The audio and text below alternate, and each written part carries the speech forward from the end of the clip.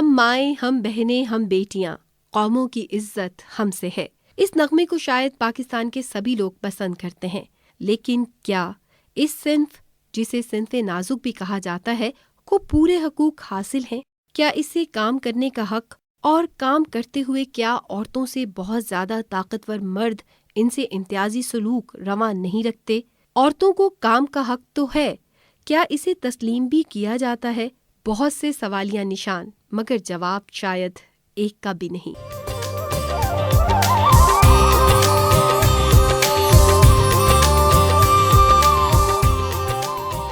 آپ کی میزبان سمینہ خمید آپ کو اپنے پروگرام ہمارے حقوق ہماری ذمہ داریاں میں سلام پیش کرتی ہے، اور ہمارا آج کا موضوع ہے خواتین سے امتیازی سلوک۔ آپ کے لیے یہ پروگرام یورپین یونین اور اکس ریڈیو پروجیکٹ کے اشتراک سے پیش کیا جا رہا ہے۔ بچپن سے بڑھاپے تک خواتین کو مختلف حوالوں اور رویوں کے باعث اپنی بہت سی خواہشات کی قربانی دینا پڑتی ہے۔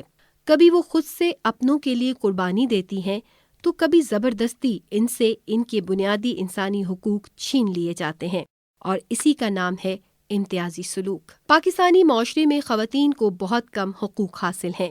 ملکی قوانین کے حوالے سے دیکھیں یا اسلامی اقدار کو اپنی نظر میں رکھیں، ہمیں کسی صورت میں بھی عورت ایک پرسکون زندگی بسر کرتی نظر نہیں آتی۔ مرد عورت کو اس لیے دبا کر رکھنا چاہتا ہے کہ کہیں اسے اپنی اصلی طاقت اور اہمیت کا اندازہ نہ ہو جائے۔ تعلیم ہو یا نوکری، شادی ہو یا کسی مسئلے میں رائے کا اظہار، کھانے کا دسترخوان ہو یا جائیداد کے بٹوارے کے بڑے معاملات، خواتین خاموش تماشائی ہیں جنہیں اپنے ہی بارے میں کیے جا رہے فیصلوں پر کوئی اختیار نہیں، کیونکہ یہ سوچ لیا جاتا ہے کہ عورت کو ان معاملات میں کوئی سمجھ بوجھ نہیں۔ امتیازی سلوک جب حد سے بڑھنے لگتا ہے تو عدم تحفظ کی شکل اختیار کر لیتا ہے۔ امتیازی سلوک کے ماحول میں پرورش پانے والے چھوٹے لڑکے جب مرد بنتے ہیں تو ان کے دلوں میں عورت کی نہ تو اہمیت ہوتی ہے نہ عزت۔ ایک ایسا ہی واقعہ مظفر گڑھ کے نواحی گاؤں سے تعلق رکھنے والی ایک ہونہار طالبہ کے ساتھ پیش آیا، جسے علاقے کے بااثر افراد نے نہ صرف زیادتی کا نشانہ بنایا بلکہ اس کے لیے انصاف کے حصول کو بھی ناممکن بنا دیا۔ آئیے یہ سچی کہانی سنتے ہیں اس طالبہ کے والد اور بہن کی زبانی، جن کا کوئی پرسان حال نہیں۔ میرا نام آمنہ بی بی ہے، والد کا نام منظور حسین ہے۔ میں موضع سلطان خان سے تعلق رکھتی ہوں۔ اصلی رہائش ہماری محمود کوٹ شہر سے ہے۔ میں نے موضع سلطان خان میں سکول بنایا ہے، وہاں بچوں کو پڑھاتی ہوں، پریکٹیشنر کے طور پر ہیلتھ کا بھی کام کرتی ہوں۔ تو میری سسٹر، یہ جو چھوٹی میری بہن ہے، میرے پاس رہتی تھی، میں نے اسے بس پہ سوار کیا۔ یہ FSC کی اسٹوڈنٹ تھی، بس سے اتری ہے تو اس کے ساتھ زیادتی ہوئی ہے، رکشے میں سوار ہوئی ہے۔ ایک عورت بھی ساتھ تھی، پہلے بیٹھی ہوئی تھی، رکشہ بند تھا، 2 آگے سے میل بھی بیٹھے ہوئے تھے۔ یہ انہیں نہیں جانتی تھی، یہ رکشے میں سوار ہوئی ہے۔ یہ کہتی ہے کہ انہوں نے میرے اوپر ایسے لگا جیسے کوئی پانی گرا ہے، تو یہ وہیں اس نے اپنے آپ کو بے ہوش پایا ہے۔ اسے کہیں لے گئے ہیں، کمرے میں گھر تھا، تو اس نے اپنے آپ کو 12 بجے 1 بجے کے قریب جیسے بھی اس نے اپنے آپ کو ہوش میں پایا، یہ وہیں سے واپس اسی بس میں، جیسے ڈیلی واپس وہ بس جاتی ہے، یہ گئی ہے وہاں۔ اس نے مجھے حالات سے آگاہ کیا، میں نے اپنے بابا کو بلایا، سب کچھ بتایا۔ ہم لوگ مکان کی تلاش میں نکلتے رہے، یہ بچی نہیں ڈھونڈ سکی، اس کا ذہنی حالات صحیح نہیں تھا۔ تو ہم لوگ تھانے میں پہنچے ہیں، تھانے والوں نے ہماری کوئی مدد نہیں کی۔ وہ کہتے ہیں نام معلوم افراد پہ ہم کیسے پرچہ دیں، ہم نہیں جانتے۔ ایک لڑکے کا ہم لوگ نام جانتے تھے، ہم انہیں بار بار کہتے رہے باقی کو لکھ لو کہ اتنے ہیں، لیکن انہوں نے ہمارے ساتھ کوئی تعاون نہیں کیا۔ ہم لوگ واپس آ گئے۔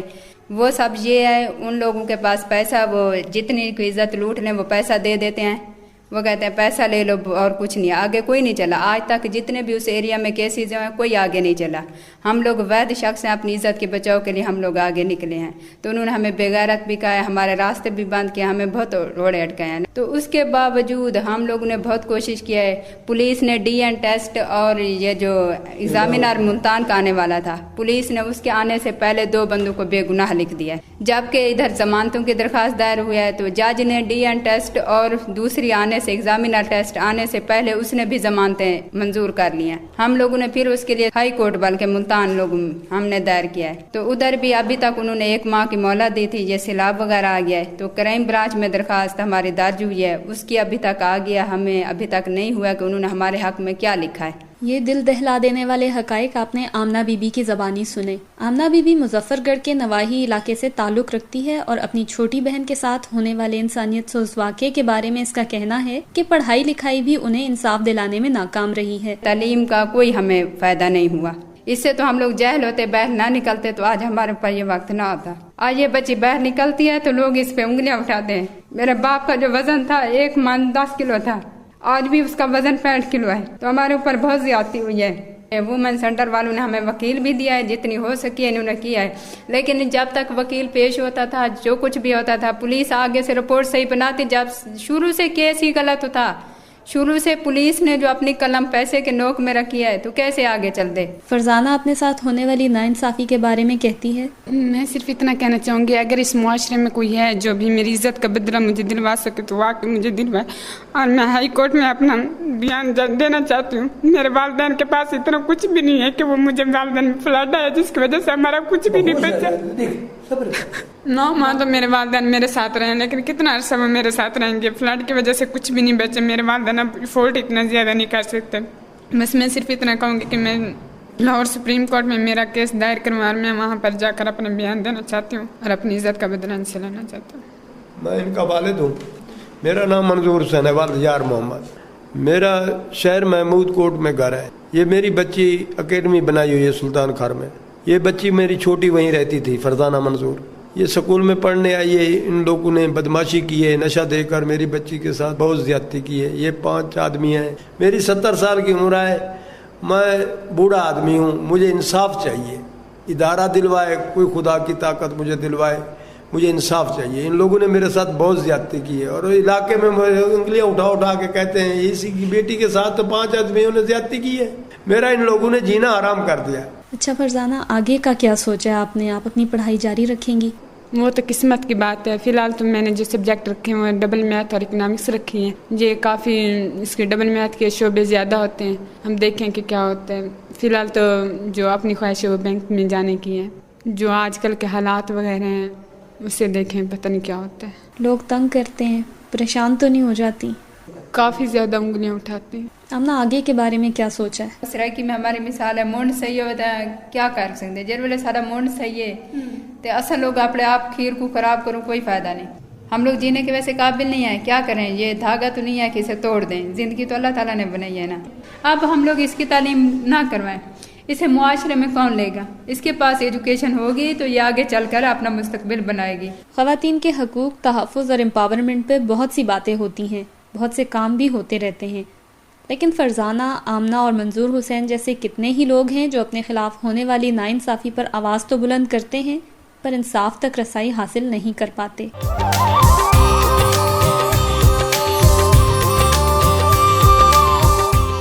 عدم تحفظ کی یہ ایک کہانی ہے، اور ایسی بہت سی کہی انکہی کہانیاں ہمیں جا بجا ملتی ہیں۔ کرائسس سیل مظفر گڑھ کی طرف سے کی گئی کوششوں کے باوجود اس معاملے میں کوئی سنائی نہیں ہوئی۔ آئیے سنتے ہیں۔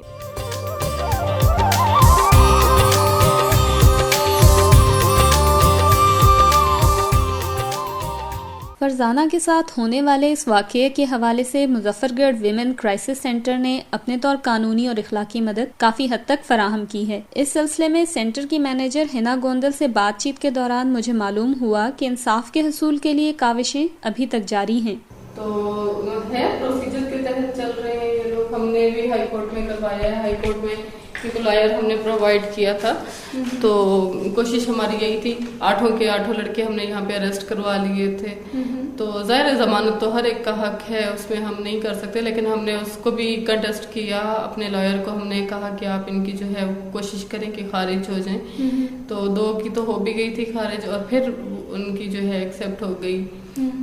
دیکھیں انشاءاللہ ہم تو پورا ساتھ دے رہے ہیں ان کا، آگے انویسٹیگیشن اتھارٹیز ہیں وہ بھی اپنا کام کر رہی ہیں، عدلیہ ہے وہ بھی اپنا کام کر رہی ہے۔ آمنہ کے مطابق دوسرا فریق بہت طاقتور اور بااثر ہے، تو کیا ان کو انصاف مل سکے گا؟ دیکھیں جی، سپورٹ تو ان کو بھی اچھی ہے، منسٹری آف وومن ڈیولپمنٹ ان کے ساتھ ہے، سپورٹ ہے ان کو، ٹھیک ہے، یہاں پہ جو ہے مقامی طور پر ان کو سپورٹ ہے، پولیس کی سپورٹ ہے، NGOs سی بی اوز ان کی کافی ان کو سپورٹ ہے، انشاءاللہ اللہ بہتری کرے گا، اور جو حق سچ ہوتا ہے اس کو تو رائٹ ملتا ہی ہے. میں تو ہمیشہ یہی بات کرتی ہوں کہ انویسٹیگیشن میں جو بھی پہلو آتا ہے, ہمارے پاس ہر طرح کے لوگ آتے ہیں, ٹھیک ہے, پازیٹیو تھنکرز بھی ہیں, نیگیٹو تھنکرز بھی ہیں. اس بچی کے ساتھ ہوا ہے, زیادتی ہوئی ہے, اس کا فیس بتا رہا ہے, اس کی آنکھیں جب بات کرتے ہیں وہ چھلک پڑتی ہیں. تو جو بھی اس کا بنے گا میرے خیال میں ہم اس کو جسٹس ملے گا انشاءاللہ. اتنا عرصہ تو ہو گیا ہے نا, کیا انصاف تک رسائی اتنی ہی سست ہے؟ ان کو جی ہم نے پینل دیا تھا, بہت سارے لائرز دیے تھے. دوسرا وکیل ان سے ملتا وہ کیس ہمارے واپس دیتے رہے کہ ہم نہیں لیتے, پھر ہم لوگ ان کے پاس آتے تھے, پھر یہ ہمیں دوسرا دیتے تھے. ایسا موضوع چلتا رہا ہے نا. کافی پولیٹیکل پریشر بھی تھا, لائرز پہ بھی پولیٹیکل پریشر کافی ذمہ تھا. دار ہیں, مربع کے مالک ہیں. وہ کیسے وکیل برداشت کرتا تھا؟ وکیل پھر کتنے مظفر گڑھ میں 3-4 چینج ہوئے. اب جو انہوں نے ہمیں ملتان کا دیا ہے وہ بھی 3-4 پیشوں پہ حاضر نہیں ہو سکا. پھر ہمارے والے سے مجبور ہو کے انہوں نے دوسرا وکیل ہائی کورٹ میں رکھا ہے, کیونکہ ان کے اوپر بھی پریشر ہوتا ہے. انہوں نے باقی جتنا ان سے ہو سکا انہوں نے ہمارے ساتھ تعاون کیا ہے. اس صورتحال کے بارے میں ہنا گوندل کا موقف ہے. میں جہاں تک بتاؤں یہ تھوڑا سا شاید پروسیجر نہیں انڈرسٹینڈ کر رہے ہیں. لائرز میں مختلف ہوتے ہیں. ایک کیس اگر ایک لائر کے پاس چلا ہے, ایک کیس میں اب بیل ہے, ٹھیک ہے, تو بیل میں فیمیل لائرز جو ہیں وہ کروا سکتی ہیں, ٹھیک ہے. آرگومنٹس جہاں آ جاتے ہیں تو ہمارے پاس جو فیمیل لائرز ہیں وہ تھوڑا سا ہیزیٹیٹ کرتی ہیں کہ وہ آرگومنٹس نہیں کرتے ہیں, کیونکہ جب آرگومنٹس پہ سیکنڈ لائر جو ہے وہ بات کرتا ہے تو تھوڑی اس کو بھی پرابلم ہوتی ہے. آپ کو پتہ ہے یہاں پہ بڑی کریٹیکل سچویشن ہوتی ہے, اور جو ان میرڈ لائرز ہیں ان کے لیے بہت پرابلم ہے. ہمارے پینل میں ہیں, انہوں نے مجھ سے ریکویسٹ کی کہ جی ہم آرگومنٹس نہیں کر سکتے ہیں, اوپن بحث ہوتی ہے, آپ سمجھ رہی ہیں اس چیز کو نا, تو ہماری فیملی الاؤ نہیں کرتی ہے کہ ہم اس طرح کے کیسز کو لیں. پھر ہم نے, ظاہر سی بات ہے ہمارے لیے بھی وہ مجبوری تھی, اور ہمارے لیے ایک یہ بھی تھا کہ ادارے کو نیکسٹ لائر کو جو ہے وہ مزید پیمنٹ کرنی پڑے گی, لیکن کیس اتنا کریٹیکل تھا, ظاہر سی بات ہے ہم نے اس کو انصاف تک لے جانا تھا بچی کو, تو ہم نے اس کو پھر میل لائر دیا. اس طریقے سے 2-3 کو میل لائرز دیے. پھر ہم نے پینل ترتیب دیا. اب دیکھیں بیل اگر ہائی کورٹ نے ان کی ایکسیپٹ کر لی ہے, اس میں نہ کوئی ادارے کا فالٹ ہے نہ کسی لائر کا فالٹ ہے. انہوں نے اپنے طریقے سے بحث کی ہے, کوشش کی ہے کہ وہ بیل خارج ہو جائے. اب اپیل کا رائٹ ان کے پاس بھی ہے, یہ بھی جا سکتے ہیں اس میں. اب ڈبل بینچ میں اگر ان کا لگتا ہے کیس تو ہم ڈبل بینچ میں بھی ان کو سپورٹ کریں گے. اگر خدا نہ خواستہ یہاں پہ کوئی اور پرابلم آتی ہے تو انشاءاللہ کوشش کریں گے کہ منسٹری کے ریفرنس سے ان کو سپریم کورٹ میں بھی کروائیں, اور تاکہ ان کی جو اپلیکیشنز ہیں وہ چیف جسٹس آف پاکستان کو بھی گئی ہوئی ہیں, تاکہ جو ہے ان کو انصاف مل سکے. باقی پروسیجر چل رہا ہے, تھوڑا سا ان کو بھی حوصلہ رکھنا پڑے گا. ظاہری سی بات ہے اتنی جلدی سسٹم چینج نہیں ہوتا. یہ ملک اسلامی جمہوریہ پاکستان خدا کی نعمت کبریٰ ہے. ہمیں سرے بازار اس کے عوام کا تماشا لگانے سے باز رہنا ہوگا اور اپنی حرص و حوث کو بھی لگامیں دینا ہوں گی. خدا نے ہر قوم کو سنبھلنے اور سنورنے کی ہمیشہ مہلت عطا فرمائی. ہمیں بھی یہ مہلت ملی ہے, لیکن کیا ہم اس مہلت کو غنیمت جان کر مثبت رویوں کی جانب گامزن ہونے کو تیار ہیں؟ ذرا دل ٹٹول کر خود سے سوال تو پوچھیں.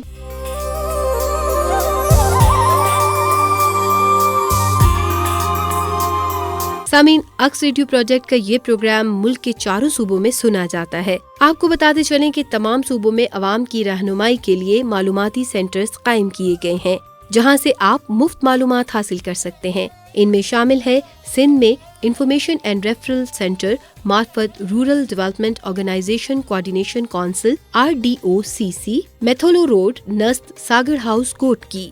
پنجاب میں Muzaffargarh information and referral centre upper story food garden restaurant Bagh Iram garden road Muzaffar گڑھ سٹی. رابطے کے لیے نمبر 0301 7090009 0300 686